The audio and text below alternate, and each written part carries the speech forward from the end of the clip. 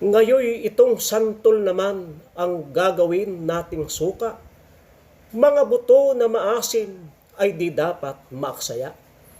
Hindi ito pipigain, ilalagay lang sa timba. Ilang araw maasim na, madali lang ang paggawa. Ito namang mga balat ay atin ding gagamitin. Atin itong gagayatin at paninipis-nipisin. Medyo masikat ang araw, atin siyang patutuyuin. Kapag medyo malutong na, ay gagawin namang powder. Kahit hindi gawin powder, mahalaga ay matuyo. Para hindi siya masira, iyang katas ay maglaho. Dahil iyan ay acidic, hindi nga mamamaho, ilagay sa isang plastik at maingat na itago.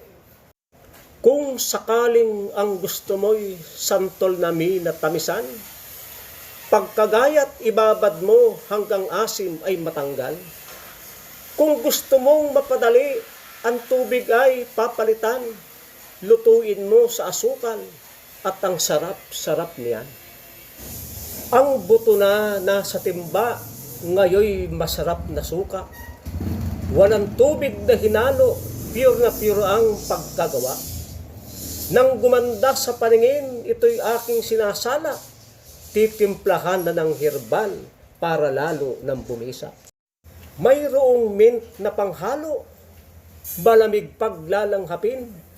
Ang taragon ay mabango, suka ay pa sasarapin. May luyan ay may sili pa, sarap ng halang at asim. Ang dinurog na paminta, ang plemay pa lalabasin. Mga sirop na pang-ubo, kadalas ay mayroong mentol. Mayroong sangkap na mabisa, sa bakterya ay pangkontrol. Mga langis na panghaplas, nilalagyan din ng mentol. Talagang siya ay mabisa, ubulagnat sa kasipon. Dumurog ng ilang dahon at ilapit mo sa ilong. Ang lamig at halang nito hanggang baga ay tutuloy. Kaya mga nagyuyusi ay may kindi pa ring mentol. Ang lamig sa lalamunan, anong bango pa sa ilong. Tungkol naman sa taragon ay maraming pakinabang. Sa blood sugar pampababa, sa diabetic ay mainam. Pampahimbing sa pagtulog, amoy-amuyin mo lamang, mga ilang sanga nito ay ilagay mo sa unan. Siyempre mayroon tayong luya, laging panghalo sa herbal. Init niyang tinataglay ay talagang katamtaman. Mahusay sa ubot sipon, sa suka ay panimplayan. Marami ang nagagamot at maganda siya sa tiyan. Hiniwa nating manipis para makuha ang halang. Balat ay huwag tatanggalin, ang mga bisa ay nariyan. Siyempre mayroon tayong sili na sa halang ay number 1. Naaamoy mo pa lamang, may uhog ka ng malabnaw. Kahit ikay walang sipon, kapag sili na puruham, ikaw manday maglalaway, ang sipon maglalabasan. At atin ding isasama, purong-puro na paminta. Kapag iyong lalanghapin, siguradong babahin ka. Mayroon itong mga sangkap na pamatay sa bakterya, mahusay sa sipon ubo, atin itong isasama. Alam nating itong honey ay mabisa rin panglunas. Sa suka na sinamyaan, pampatamis, pampasarap. Ito ay may mga bisa na regalo ng bulaklak. Pag hinaluan ng bawang, ubot sipon ay pangtapat. Nang sinaunang panahong wala pang mga kimikal, upang gamot ay tumagal, sukat honey ang kailangan. Kapag dito binabad, sigurado natatagal, kinakilala na gamot dito sa sandaigdigan. Matagal na itong alam nung una pa mang kabihasnan. Gamot ay may halong alak, ibinabad niluto man. Ipinayo nga ni Pablo kay Timothy niyang mahal, sa iyong sakit sa sikmura, kunting alak ang kailangan. Mayroong ilang mga taong sa gamot ko sila'y hiyang, Kapag sila'y nagkasipon, timplada ko ang kailangan. Mayroong akong dinaragdag ng iba pang mga herbal, sila daw ay gumagaling, sipot uboy natatanggal. Pero ito ay simple lang, kaya inyong masusundan. Mga sangkap ay madaling mabibili sa tindahan. Kung walang mint at taragon, huwag ng problemahiyan.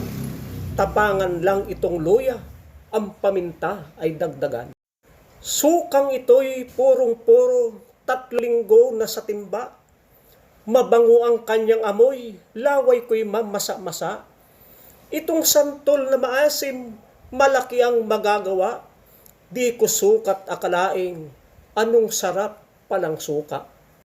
Pangunahin nating sangkap, alak suka sa kahani. Kung ano pang mga herbal na pang-ubo ay isali. Sa online ay mabibili sa Lazada at sa Shopee. Kaya kayo'y mag-google din kung ano pa ang pwede. Ako ngayon excited na ito'y atin ng timplahin. Ang naritong mga sangkap ay atin ang pagsamahin. Isang malaking lalagyan, isa-isa niyong isalin. Madali niyong mahahalo, dito na rin iimbakin. Ito na may hahaluin kahit alin ang unahin. Ang honey ay preservative, mixture nyo'y pa sasarapin. Sang-ayon sa panglasa nyo, timplada ang siyang sundin. Sa mataas ang blood sugar, katamtaman ang gamitin. Alak nating ilalagay, tatak Hinebra San Miguel, ang maraming maglalasing paboritong sambitlain. Hinalo sa sukat honey, bisa ang gamot natin. Ito rin ay preservative, tatagal ang mixture natin. Kahit pa mag-1 taon, hindi ito masisira. Biruin niyong pinaghalo, honey alak sa kasuka. Pwedeng gawin na sausawan sa inihaw na tilapia, tamis asim at ang halang ay gaganahan kang sadya. Gamot na ating gagawin ay mas marami ang suka. Pwede namang 1:1 kung sa honey ay sagana. Pari-pariho ang takal ay maganda at mabisa, ngunit sa timpladang ito'y dinamihan ko ng suka. Ito'y unang karanasang santol ay aking sinuka. Parang mayroong bumubulong, kaya ito ay nagawa. Nalalaglag, nahuhulog at hindi na kinukuha. Ito pala ay maganda, hindi dapat maaksaya. Marami ang nabubuyo, pati suka ay imported. Mga prutas nating lokal ay hindi na nagagamit. Mga nabubulok lamang naghambalang sa paligid, atin silang gawing suka at tayo'y makatitipid. Para mixture ay maghalo, ay atin ngang aalugin. Hintayin ng ilang araw bago ito ay gamitin. Sa pamamaraang ito, atin siyang pasasarapin. Ang amoy niya'y mababago at sasarap na langhapin. Ito'y atin ng titikman. Dito natin malalaman kung mixture nating ginawa ay mayroong katuturan. Wala pa man sa bibig ko, ako ay medyo na naglalaway dahil asim nitong santol, talagang katakam-takam. Talaga palang masarap, ang bangoy langhap na langhap. Ubo, lagnat, sipunayan ay ito na ang katapat. Wala pa mang mga herbal, ano't pagkasarap-sarap, kung sa salsa ihahalo, palagay ko ay sasarap. Ngayoy ating ihahalo, inihandang mga herbal, lalagyan natin ng mintol, malamig sa lalamunan. Ang paghinga ay luluwag, mga baray matatanggal, sa panahon ng pandemic, ito'y ating kailangan. Sa ulam na lulutuin, maging karne man at isda, mint na ito ay maganda at inihahalong sadya. Ang tarago'y pampabango, isa ring magandang samya, ako man day natutuwa, sa garden ko ay sagana. Atin ngayong aalugin upang siya'y palubugin, lahat ng mabisang sangkap sa liquid pa titigisin.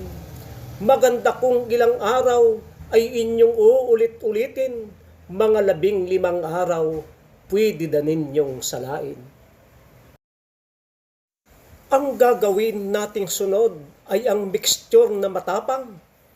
Ito ay pwedeng inumin ng sahalang ay matapang. At kung ito ay kaya nyo, bisay di pangkaraniwan, talagang sa ubot sipon ay mahusay na panlaban. Kailangay garapong bubog, dito natin ilalagay, ang bunganga ay malaki ng mahalo na mainam. Itong luya na ginayat at ang sili na mahalang, kapag ito ay maghalo, ay talagang may bisay yan. Ang hinalo nating ito ay number 1 na sausawan. Habang ikay kumakain, ang sipoy maglalabasan. Baka ikay mapabahin, ang katabi masingahan. Ang paminta at ang sili, ang sasipon, pampalusaw. Ako'y nagkatas ng bawang na talagang anong tapang. Inihalo ko sa suka, 3 weeks na ang nakaraan. Ito'y aking inihalo upang bisay lalong kamtan, upang lalo na sumarap, sipot uboy malabanan. 2 sukang pinaghalo, iba't ibang katangian. Ang isa'y may mga herbal, isa'y matapang ang bawang. Tinikman ko ng kaunti, talaga namang ang tapang, mga sipoy matatanggal, inumain man o sausawan. Ngayon ay 2 suka na ang timplay magkaiba. Ang isa ay ubod tapang, isa'y katamtaman baga. Sa lahat ng mga suka, ito man din naiiba. Ang santol na ubod asim ay napakikinabangan na. Marami ang mga santol na hindi na pinapansin dahil kilala na nila na ito ay ubod asim. Mga buto ay ilagay sa timbaman o container. Sa loob ng 3 linggo, ito'y sukang sobrang asim.